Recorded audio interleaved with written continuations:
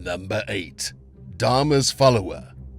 In June 2020, a student was brutally attacked at the hands of a Grindr date who idolized the homosexual serial killer Jeffrey Dahmer. 18-year-old Holden White from Lafayette, Louisiana, agreed to meet 19-year-old Chan Seneca after talking to him on Grindr for about a week. The plan was for Seneca to pick White up from his apartment and drive to a location in the 400 block of Maryview Farm Road. When they arrived at the location, their interaction took a dark turn. According to the Lafayette Police Department, the pair got into a heated verbal argument, making the situation worse. That's when Seneca took out a knife and viciously stabbed White in the neck, causing severe injury. The entire ordeal did not end there. White's family revealed that Seneca subjected him to torture for some time, before eventually calling emergency services and confessing to the crime. When the authorities arrived at the scene, they found Seneca there. The victim was discovered in a bathtub,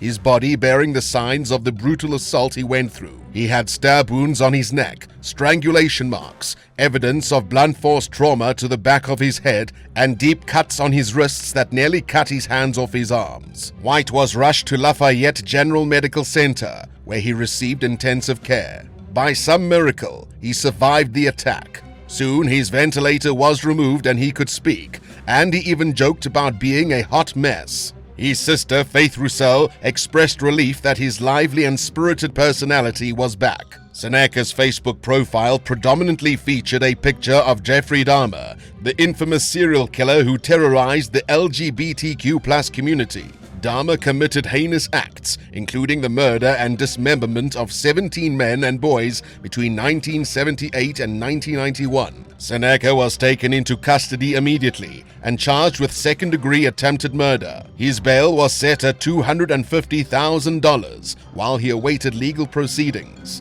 In January 2023, after a 4-hour-long sentencing hearing, Chan Seneca was sentenced to spend 42 years in federal prison. Number 7.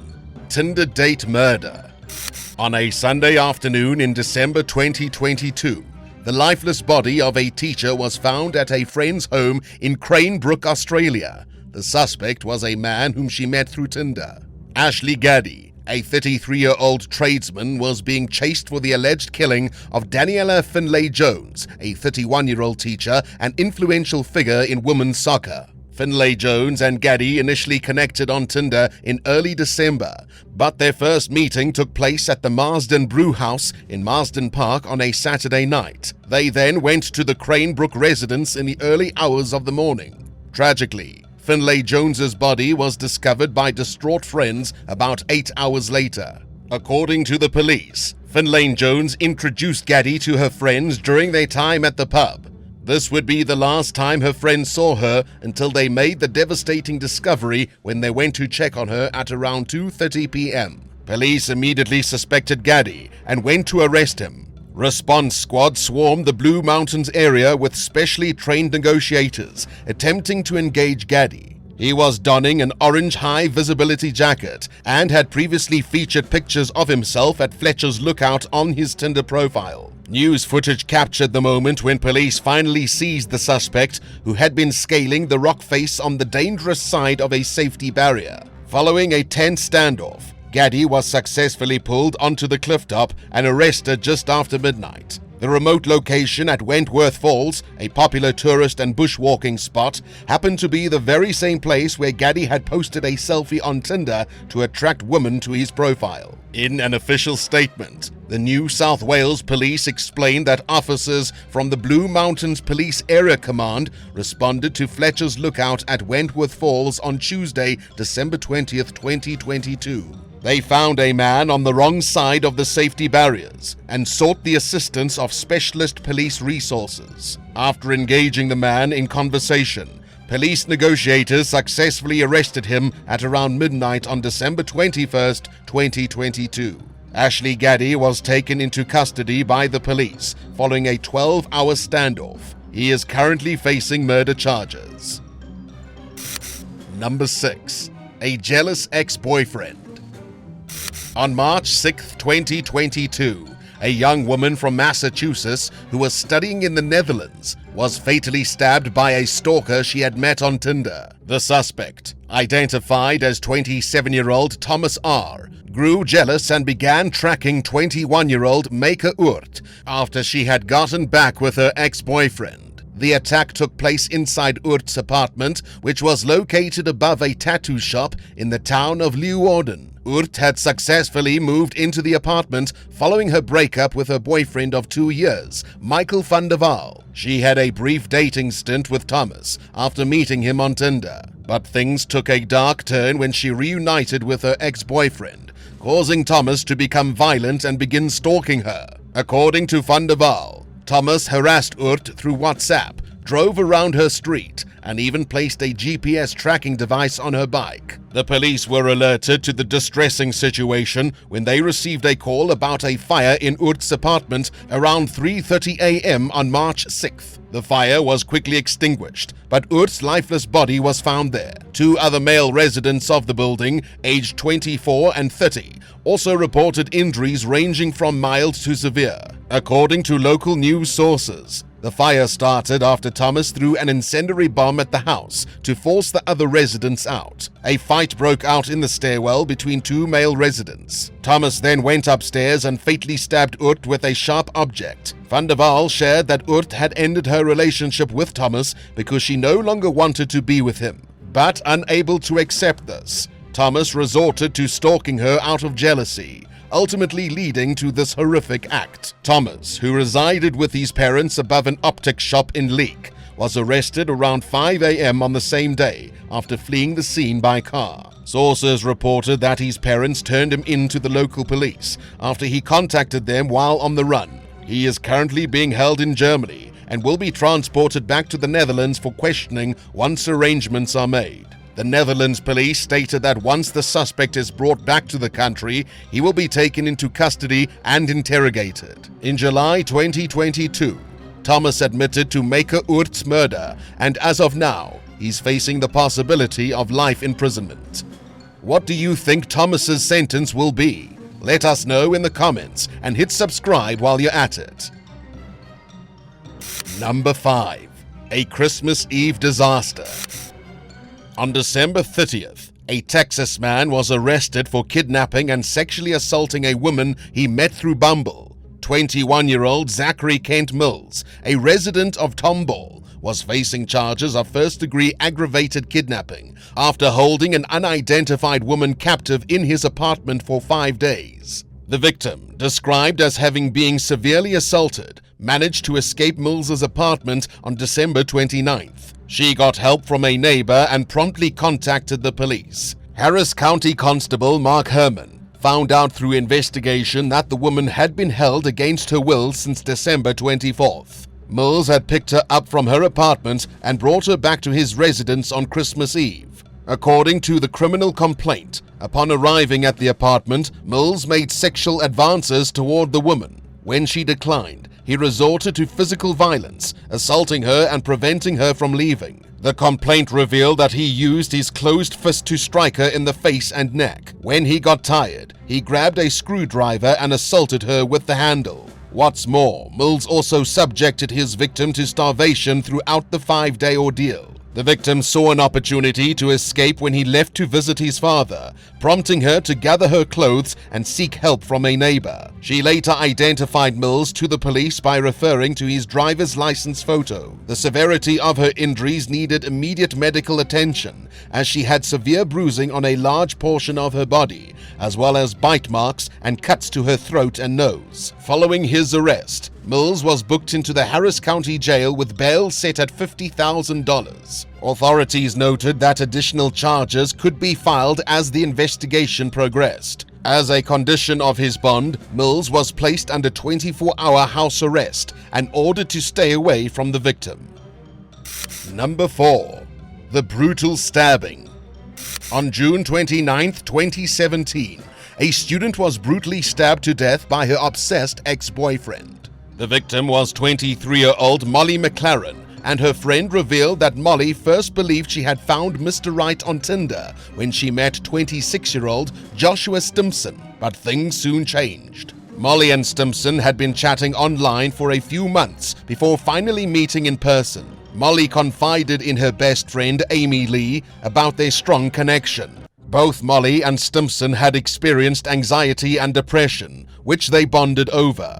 Amy mentioned that Molly felt the need to help Stimson through his struggles, and in return he seemed to support her. Jennifer Harmer, a friend from university, also recalled hearing about Molly's budding relationship with Stimson. They had been on a couple of dates and seemed to be getting along well. Molly's approach to relationships was driven by a genuine desire to connect with someone on a deep personal level, rather than social pressure or loneliness. However, as their relationship progressed over several months, Stimson's true colors emerged. He became increasingly controlling and felt like she was constantly walking on eggshells around him. So she ended the relationship. On a night out with friends in Maidstone, Stimson became furious and pleaded with Molly to take him back. When she rejected him again, he did not take it well. Just 11 days later, Molly was stabbed to death by Stimson. Moments before the attack, she sent a message to her friends on WhatsApp expressing her constant fear and unease. Molly had reported Stimson's harassment to the police, and at least one of his ex-girlfriends had also complained about his behavior. Despite their warnings, Stimson ignored their pleas to leave Molly alone. CCTV footage presented during the trial showed Stimson purchasing a knife from Asda, which was later identified as the weapon used in the attack. Leading up to the killing, Stimson posted derogatory comments about Molly on Facebook, even tagging her relatives to ensure they would see his lies. He continued his abusive behavior even after Molly reported him to the police and logged a complaint with Facebook. Prosecutors argued that Stimson planned Molly's murder, monitoring her social media posts to track her location and stalking her. Stimson found Molly at the Dockside Outlet Village in Chatham, where he attacked her, stabbing her numerous times. CCTV footage captured his arrest, with blood covering his body after a passerby intervened to stop the attack. The court learned that Molly sustained at least 75 knife wounds, and her throat was completely severed. In the aftermath of the attack, it was revealed that Stimson had made false claims about Molly, including accusations of drug use on social media. During the trial, Stimson denied murder on the grounds of diminished responsibility, claiming to have a borderline personality disorder resulting from his parents' separation during his childhood. But the prosecution argued that Stimson had carefully planned Molly's murder and had been actively following her before the attack. Stimson had previously sought help for what he believed to be bipolar disorder. He was prescribed medication and referred to a mental health doctor, but did not engage in treatment. It remains unknown whether he was taking the prescribed medication at the time of the attack. In February 2018, Stimson was sentenced to life imprisonment. Number 3. Robbing the boyfriend. On January 9, 2022, a woman tried to rob a man she met through a dating app. 21-year-old Asherai Gadsden was talking to 24-year-old Alan Johnson on Tinder before he was fatally shot during the incident. The North Charleston police received a call about a potential case of alcohol poisoning around 3:45 a.m. When they got to the scene, they met Gadsden, who was heavily intoxicated. Gadsden led the officers inside the apartment, where they discovered Johnson in a bedroom suffering from a gunshot wound. He was pronounced dead at the scene by the Charleston County Coroner's Office. After Gadsden was placed in the back of a police car, she was read her Miranda rights. She then provided an account of the events, stating that she and Johnson had gone downtown before returning to her North Charleston home. She claimed that she went to the bathroom, and upon returning upstairs, she found Johnson on the floor. According to her, there was no one else present in the apartment. Because of her high level of intoxication, Gadsden was taken to a local hospital for medical attention. During the investigation, officers examined Gadsden's cell phone, as she had mentioned she had met Johnson through Tinder. Deleted messages between Gadsden and an unnamed co-defendant revealed a plot to rob Johnson. According to the messages, Gadsden conspired with two others to carry out the robbery. Minutes before witnesses reported hearing gunshots, Gadsden sent a message to one of the co-defendants stating that the apartment's door was unlocked. She admitted that Johnson was the intended target of the robbery, as discussed in the text messages with her co-defendants. She was inside her home when she heard one of the co-defendants ordering Johnson to get down before gunshots were fired. Gadsden has been charged with murder, an attempted armed robbery, and an unnamed co-defendant who was armed with a handgun is believed to have been involved in the robbery. She is currently being held without bail in the Charleston County Jail. The investigation into the incident is still ongoing. Number 2. The tragic fate of a single dad. In August 2016, a young father fell victim to a suspected honey trap after meeting a teenage girl through an online dating site. 27-year-old Adam Hillary, a single dad from Florida, was shot in the head during a robbery at his home on a Friday night. The night before the incident, Hillary had taken 18-year-old Haley Bustos on a bowling date. They had connected through the popular dating website Plenty of Fish. After the date, he drove Bustos back to her place. Later that night, Bustos, along with 3 other men, tried to orchestrate a robbery. The group consisted of Bustos, 26-year-old Andre Warner, 31-year-old Gary Gray, and 31-year-old Joshua Ellington. They knocked on the door, and when Hillary opened it, they forced their way inside, brandishing a gun and threatening him. During the ensuing confrontation, Hillary, who was the loving father of a 5-year-old daughter, was fatally shot in the head with a .38 caliber gun. According to an arrest affidavit, Bustos later confessed to police that Hillary was forced to the kitchen floor and begged for his life. She claimed that he did not put up a fight and even mentioned his young daughter in an attempt to appeal to their humanity. Throughout the robbery, the group stole several items, including a wallet, an iPhone, 3 flat-screen TVs, an Xbox console, and video games. Subsequently, all 4 suspects were taken in and charged with conspiracy to commit murder, armed robbery, and first-degree murder. Bustos and 2 other individuals also faced charges of violating probation. The case against the 4 suspects began with Warner, who was convicted of first-degree murder on March 20, 2022. It was during the trial that chilling details emerged. Bustos testified that Warner, expressing her lack of concern about spending the rest of her life in prison as long as he faced the same fate. When the medical examiner took the stand, he described the horrific trajectory of the bullet that pierced Hillary's head from behind, exiting through his cheek. Hillary did not die instantly. Warner took the stand in his defense, but the jury deliberated for approximately 2 hours and 45 minutes before finding him guilty on all charges. He was convicted of first-degree murder, conspiracy to commit robbery, and robbery with a deadly weapon. Warner was the first of the 4 co-defendants to face trial, and the cases against Bustos, Gray, and Ellington are still pending. While all 3 face similar charges, only Warner faces the possibility of a death sentence. Number 1. The theft of a dog. In August 2017, a dog was stolen from a teenager who was pet-sitting at a residence in Leonia, New Jersey. An unnamed 18-year-old woman had connected with a man on Tinder and invited him over to the house she was at on a Sunday evening. Upon the man's arrival, he surprised the teenager by bringing along a friend. As the evening progressed, the woman found herself distracted by one of the men, and it was during this time that the other one took advantage of the situation. Shortly after the 2 men left, she realized that several items were missing from the house. Among the stolen possessions were a laptop, a package from Amazon, and a 2-year-old white Maltese named Maggie. The Leonia Police Department responded to the incident, stating that the caller, the 18-year-old house-sitter, was entrusted with watching over the residence and caring for the family dog while the homeowner was away. There was a glimmer of hope when Maggie was spotted wandering around a street in Garfield. Someone found her and turned her over to All Humane Animal Rescue,